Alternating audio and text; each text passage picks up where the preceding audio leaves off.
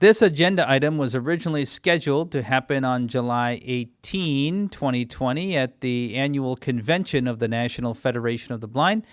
Our agenda caused us to push it till after the convention and to record it, but it's still as important and relevant to the work of the Federation in 2020.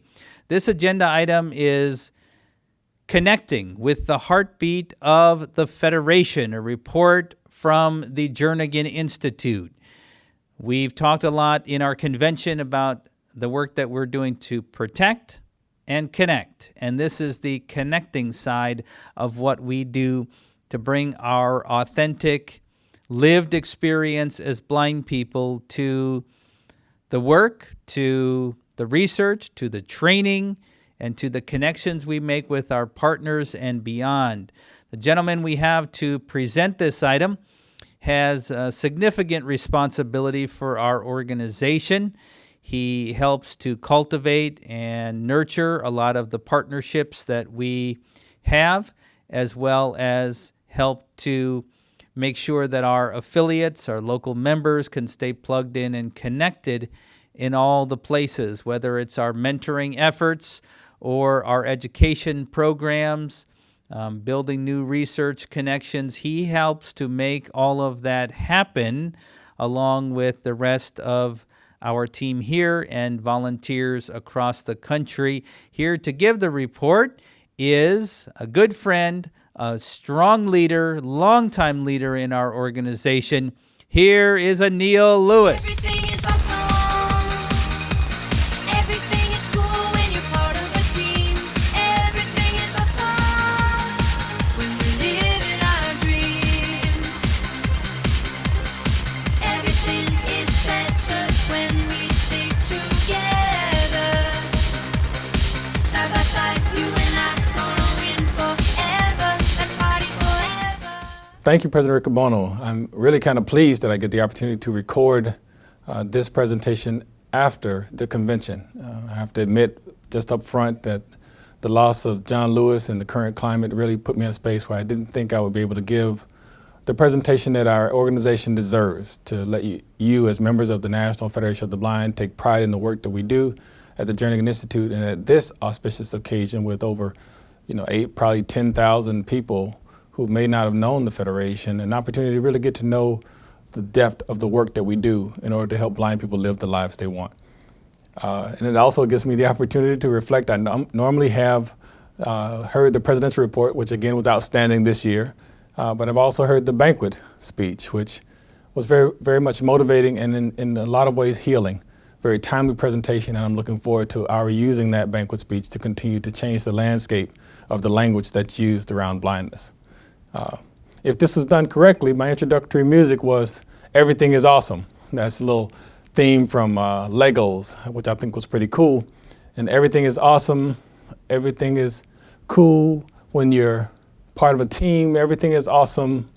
Everything is cool when you're living your dream. And that's what I'm doing. I don't know about you. Even in the current climate, I know that I have a dynamic team, and part of a dynamic team that actually put the virtual convention together, which was pretty awesome. Everything was awesome. And I'm living my dream because I know I'm living in a time that no matter how tragic things are, I know we have the possibility, capacity to change the nation. And being a part of the National Federation of the Blind is really what gives me that hope that that's possible. So I want to thank the team for doing such a wonderful job. Looking forward to all of the things that we can do together despite this pandemic. So what I wanted to do, again, take the opportunity to explore some of the programs that we do at the Jernigan Institute, to share it with individuals who may have been hearing about us for the first time, but also give a report to our members so that they can take pride in the work that we're doing. And the projects I'm going to list very quickly is just a sample of the projects that we have at the Institute.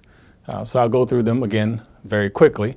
We have our Braille Reading Pals program, which is a program that helps parents of blind children teach their kids to be literate at a very early age. We offer them twin vision books, or print Braille books, Braille on one side, print on the other, and that's free to the parents. And they are allowed to explore those particular materials and help encourage them to start reading at a very early age to their children.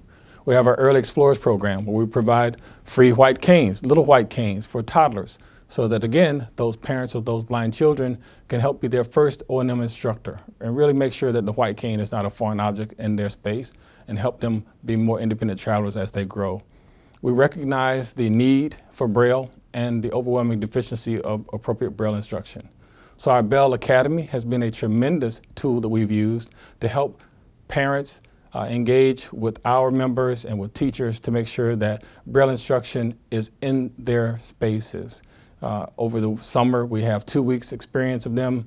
And in doing that, we not only remove the myths and stereotypes around Braille, we also encourage them to go back and have Braille added to their individualized education programs. And to support that, we also monitor and administer the Braille certification program under the National Library Service to make sure that we have professionals that can produce quality Braille for our students. We moved into the space of science, technology, engineering, and mathematics, and we create programs that send those STEM programs directly to our members and our affiliates across the country. We're operating under a grant with the National Science Foundation that provides tools and strategies and techniques to help blind individuals actually get into the space where they're understanding and doing mechanical engineering, almost on this onus of architecture. So through our National Federation of the Blind Engineering Quotient, our NFB EQ programs, we provide those opportunities to students across the country.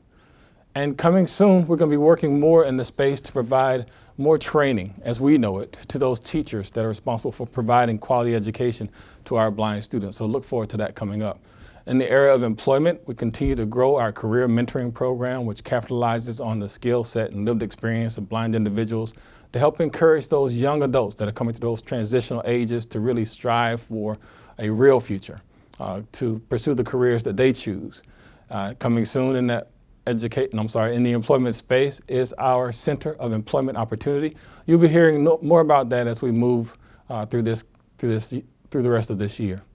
And we're also, everybody cross your fingers, we submitted a grant to actually get the Blindness RTC, which will really change the landscape of the professional training that vocational rehabilitation professionals receive so that they can help really encourage learning strategies, tools, et cetera, for blind consumers of VR services to get the services they need in order to become gainfully employed.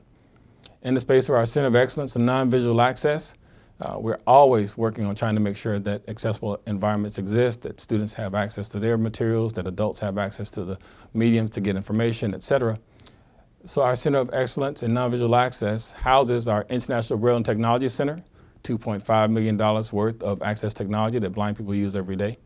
We conduct projects under our Non-Visual Accessibility Initiative. I want to thank the state of Maryland for funding that, and under that initiative we do a host of programs including everything from inclusive publishing, smart cities, train the trainer for effectiveness, all of those things we do under our CENA. We have our Blind Users Innovating and Leading Design, where we bring the expertise of blind individuals who are just the average user to assess the technologies that are out there so we can give feedback to our partners. Speaking of our partners, we have our Strategic Non-Visual Access Partnership Program, where we choose our corporate partners that are being exemplars in that space, and we partner with them in a more robust way so that we can continue to tell others that it's possible and it makes a good business sense. And thanks to Target and D2L for being our strategic non-visual access partners to date. We're also doing a lot more in the research space. Our Research Advisory Council, a council of blind professionals primarily that have their PhDs and know how to do research the right way, conducting research so that blind people can gain access to tools and information through that research process that really have an impact in our lives. Our Jacobus Timbrook Research Library continues to house the history of our blindness movement. Our Jacobus Timbrook Disability Law Symposium continues to be the nation's best symposium around law and disability. Our Journal of Blindness Innovation and Research continues to be the best peer-reviewed publication around blindness that exists. And our work in this current time on the Help America Vote Act is really making a difference. This is the year to get out and vote. Our HAVA efforts make sure that blind people can do that independently and securely. Our Community Relations Department continues to host the phone calls, et cetera, that do the information and referral for so many different issues that blind people face every day. And our Independence Market, along with all of the items that we sell there that help blind people enjoy their lives or perform basic responsibilities, has a host of other information. Through our Independence Market, we distribute our free white canes. Through our Independence Market, we distribute our free slates and styluses, have a host of free literature about blindness, and we also free literature, meaning our free calendars. And all of those are done in collaboration with our partners, the American Action Fund for Blind Children and Adults. Really wonderful collaboration there to really meet those kind of fundamental needs to access information and tools to allow blind people to live the lives they want. It's a long list, and that's not all of it. And the reason I wanted to go through the list is because COVID came. And you would think that in the face of all of the transitions and the shelter-in-place mandates that the National Federation of the Blind would not be able to put forth those robust projects and programs. But I'm proud to say that I'm on a team that doesn't say no. When we're faced with those challenges and those barriers, we find ways to get it done. And each and every one of those programs, although some may have been a little delayed, and some, of course, have obviously been transformed into being delivered in different ways, we are able to still continue to promote, develop, implement, and execute all of the programs and more that I just talked about. But as I spoke to the rehabilitation professionals earlier in the week of the convention, it's not just the projects and programs. It's not just the tools that I just mentioned that we do that. It's the Federation. It's our people. As the rehab professionals, I told them, it's not the long white canes and it's not the sleep shades. It's the lived experience of blind individuals. It's the philosophy of the Federation that makes the difference in the lives of blind people. That's what makes us different than any other entity out there. And when I say it's our lived experience, I mean all of us, you as well. Because again, long white canes and sleep shades are just simply not enough without that lived experience and the philosophy that we've come to understand that blind people truly can live the lives that we want. So I want to take a little bit of time, though, to dig a little deeper in a couple of the programs that I referenced. The Bell Academy, that's where we have the 2-week program, and we used to do it in person. That way we can get hands on hands and we can do a lot of the formal teaching that the blind students need in order to really grasp Braille in a real way. But we moved it to the Bell Academy in-home edition, where we shipped boxes of supplies to our young people and their families, and then we created online learning tools to help them understand how to use those particular supplies. And we did asynchronous and synchronous training with them, where we had our local members in those areas working collaboratively with our national office, and in many instances, our parents, of course, to make sure that it was a wonderful experience. And that's the big win-win. Because we had to move it to a virtual experience, many of our parents got more involved than they ever have before. That was just one of the ways that we are making sure that young people can connect to the heart of the Federation. And that's what it's all about. We want to make sure that they know that beyond just the tools in the box, which were cardboard and yarn and all other things, there are people that care about them and love them and want them to be successful and want them to pursue their real futures. And it's that love of the Federation that is our power. And traditionally, many of the professionals have been reluctant to work hand in hand with the Federation. They don't understand the benefit of connecting with the heart of the Federation. But through our Bell in-home edition, we had to reach out to more teachers, and more of them are getting to know what we're all about. And as we expand this program and we do more, hopefully we'll reach out to more and more of those teaching professionals and get them to understand and realize that connecting with the heart of the Federation adds benefit and value to the professions that they've chosen. And then they can share in the love that we have, and then our power will grow. Another program that I'd like to highlight is our career mentoring program. Now this is to my heart, one of the things I really love. It deals with individuals at that chasm that exists between the K through 12 environment and the post-secondary experience in their transitional ages, where many of them have what I call experienced learned passivity. They haven't established a voice for themselves. They're afraid that the world is not made for them, all of those things. But we want to make sure that we connect them with the heart of the Federation as well. So we created our career mentoring program. Traditionally, it would be where we would have regular phone calls and regular interaction with successful blind adults as blind mentors, and we would have weekend retreats. Again, it's important for us to get in that space where we can put hands on hands and really do that instruction. But we moved it to a virtual environment as well, and I have to admit, these kids have more resilience than I thought. They were able to be engaged and still maintain a degree of attentiveness in this online platform more so than I thought. As a matter of fact, it was really kind of interesting that many of them who kind of drift when we were in that space face to face were even more attentive when we were there doing it virtually. So that's very interesting. But again, we're using the technology to make sure that we can continue to connect these young people to the heart of the Federation so they know that we love them and we want them to pursue their best future. We want them to establish their own voice. And then by doing that, they can share their love with us. And again, the love, which is our power, will continue to grow. And VR professionals have also been reluctant to really engage with the Federation, but through our career mentoring program, we're doing more to educate those VR professionals about what we do and how we do it. And they're understanding it better and they're buying into it. And we're hoping to continue to grow those relationships, right? But it's because of the sacrifice of our members that dedicate their time, talent, and energy that we're able to do that. There's no way that we were able to fund it had it not been for the Federation sacrificing their time. So I want to make sure that I, at this point, recognize when I say sacrificing time, I'm a product of two major pieces of legislation. The Civil Rights Act of 1964, and I was born in '64. And luckily for me, I came along at a place where it was okay for me to actually feel like I was part of this country and I had the rights of everyone else. And I lost my sight in 1989, which is shortly before the passage of the Americans with Disabilities Act. And again, I came on the wake of people who made sure that I had the legal structure to really benefit and actually have the audacity to feel that I belong and still belong in society. All of those individuals who came before the Civil Rights Act of 1964 and those individuals who came before the 1990 passage or enactment of the ADA, they were doing it without a framework. But I'm so glad that the Federation supports that framework and we're able to build on that and develop tools and strategies to be successful advocates in this space. It's important for us as blind people, as members of the Federation, to recognize that it is our love that is our power. And I think that's what motivates us to continue to share what we're doing. And that lived experience is so important. And if we don't do it right, then we have the opportunity, or we could reach a point where we're failing, and we can't afford to do that. We must make sure that we're authentic to who we are. We must make sure that we share every lived experience and not let people think that there's one prescribed way to live.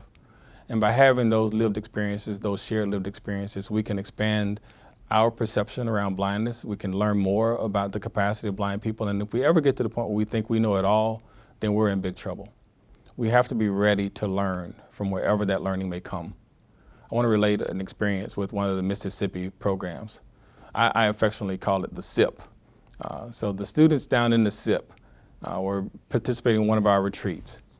And you know how we as Federationists try to make sure that we combat the perception of amazing that society has for blind people. We want to make sure that people who are truly amazing are recognized for being amazing, not just saying, you're amazing just because you get up and get dressed in the morning, or you're amazing because you can walk and talk at the same time. You're inspirational. And those are kind of trigger words for us. I recently read a post by Haben Girma. And her response is classic. She says, she's a deafblind attorney, graduated from Harvard. She says, people say that she inspires them. And her response is, I inspire you to do what? And I think that was so classic. Well, in one of the programs where we were out with the kids in the SIP, one of the kids was talking about amazing, and we got into the discussion of how to kind of deflect that particular praise, and also the whole term about inspirational. But then one of the students in the cohort, young man, had some significant challenges that he's dealing with that I'm not going to go into, but he is losing his sight and coming to grips with that. And he normally kind of been off to the side, kind of observing, but at that particular point, he decided to engage. And he just emoted and said, but you guys are inspirational. He says, I'm dealing with this, and the fact that I can see that you guys are dealing with it in a way that is continuing to let you go and live the lives you want, it inspires me. So it's so great, because he taught me at that particular point that we have to be very aware in our education and in our sharing of our lived experiences, that we don't forget that people aren't always where we want them to be. We have to meet them where they are, and we have to be okay with being inspiring.